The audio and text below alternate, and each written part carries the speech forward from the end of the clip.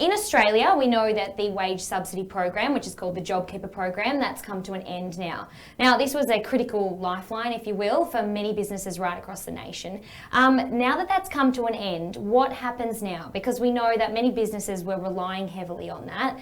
We know it can't go on forever, but what sort of happens now? Because the lockdowns and that sort of thing that we're seeing in Queensland are still existing. So what do businesses do now? Well, as of February, the latest numbers are that there were more than 300,000 small businesses still relying upon JobKeeper to be able to contribute to the wages and salaries of 1 million plus people. That includes business owners and employees in those businesses. So they're actually sitting down now. They now know that it is finished, as opposed to it was a bit unclear. The government had been saying it would finish, but then other things would happen. Special deal for Qantas and 7,000 employees was announced, so it's not finished for them. But for small businesses, it's largely finished. So they're sitting down now, they're laying staff off in some cases. In other cases, they're looking at actually permanently closing their businesses.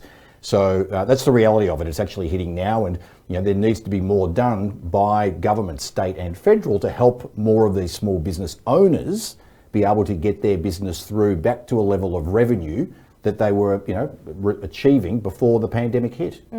I mean, there is that two-sided coin, isn't it? Because we know it can't really go on forever. We know it's not an endless flow of money here. But then on the other hand, it's sort of like it's just stopped and then it's fend for yourself. So what do you think, what would your advice be, I guess, to businesses in this predicament at the moment? What are their options here? Well, look, it's really important from a bankruptcy and insolvency law point of view to get some good advice, to understand what your options are, to be talking about the people that you might owe money to and come to the realisation. I was only chatting with a 20 years in business owner right here near the studio in Ticker, and he's at the end now. And so now it's time for him to make the decision and walk away from that.